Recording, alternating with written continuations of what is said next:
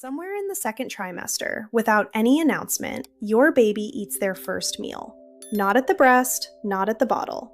Inside the womb, weeks before most parents have any idea this is even possible. And what they are tasting right now is whatever you had for dinner. The mechanism is more direct than most people imagine, and the consequences reach further than anyone expected.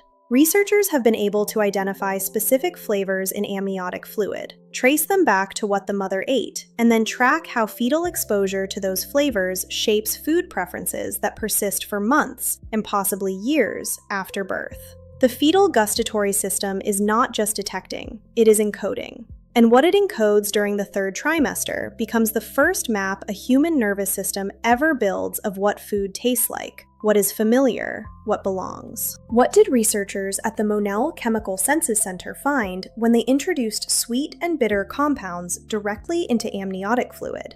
And what did the fetal response reveal about how early taste preference actually operates?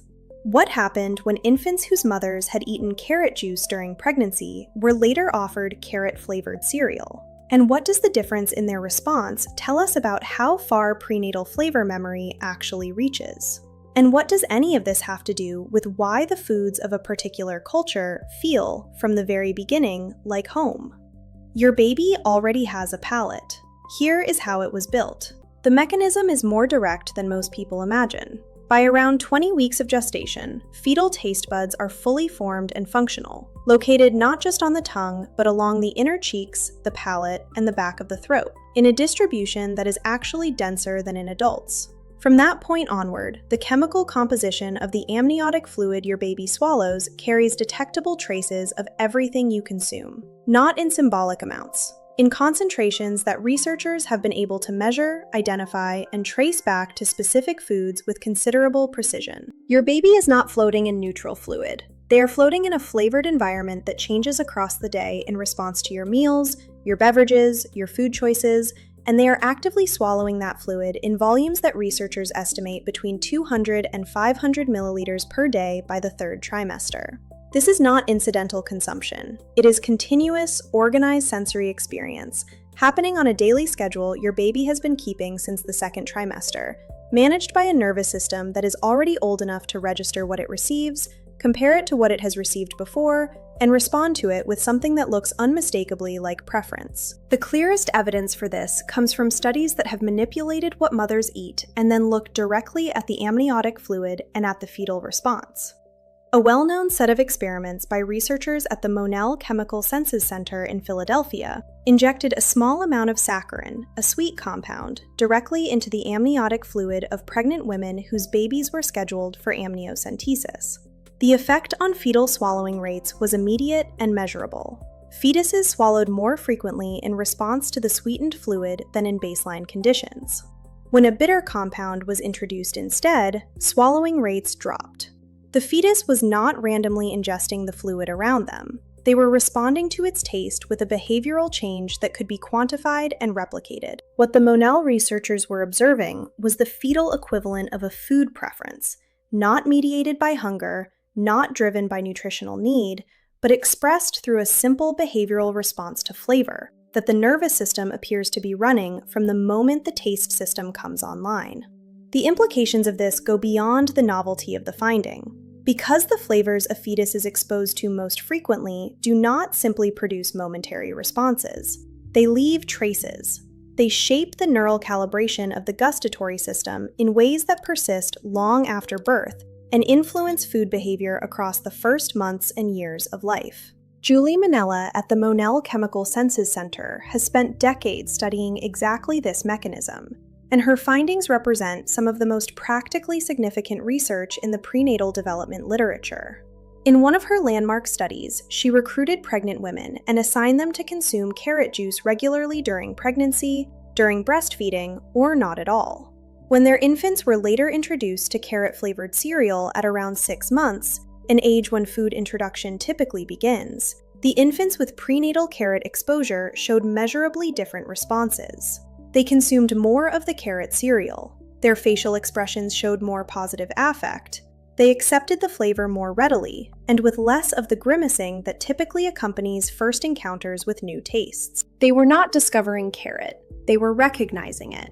The flavor was already part of their sensory history, already encoded in the fetal gustatory system as something known, something familiar, something that did not need to be evaluated because it had already been encountered and filed as safe. A parallel study tracked mothers who consumed garlic during pregnancy and compared their newborns' responses to garlic odor against newborns without prenatal garlic exposure. The difference in behavior was clear and consistent. Infants whose mothers had eaten garlic spent more time oriented toward the garlic odor and showed less avoidance. The olfactory counterpart of taste, which is deeply intertwined with flavor perception, showed the same prenatal learning effect. The flavor profiles of specific vegetables, spices, herbs, and foods that appear regularly in the mother's diet are being encoded by the fetal gustatory and olfactory systems as familiar, as acceptable, as part of the expected sensory landscape of the world.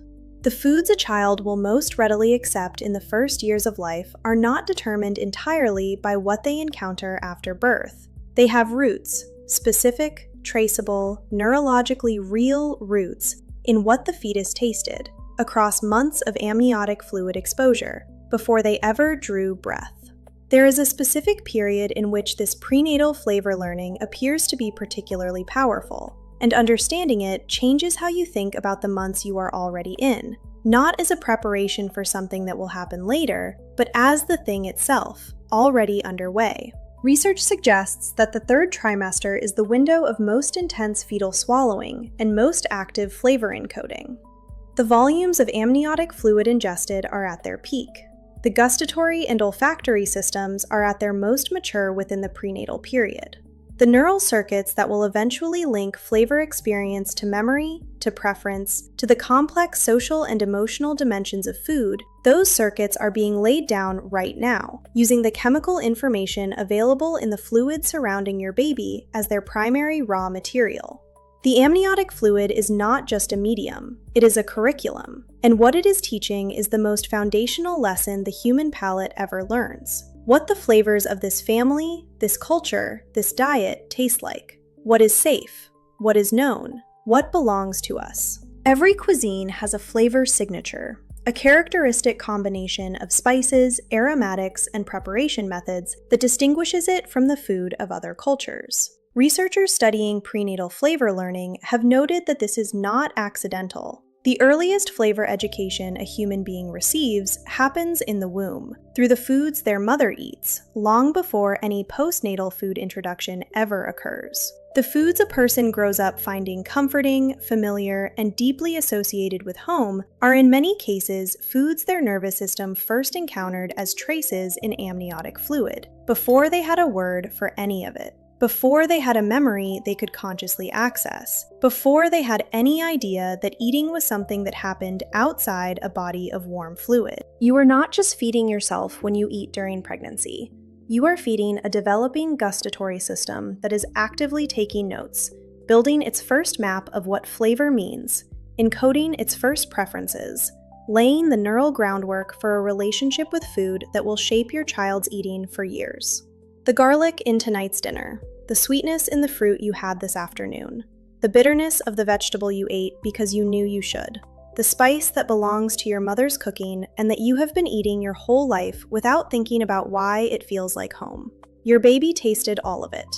Their nervous system registered it, responded to it, and filed something away about it that they will carry into a world they have not yet seen, in a body that will one day sit at a table and reach, without knowing why, for the flavor it already knows. They already have a palate. They already have preferences. And you have been shaping them at every meal since the second trimester.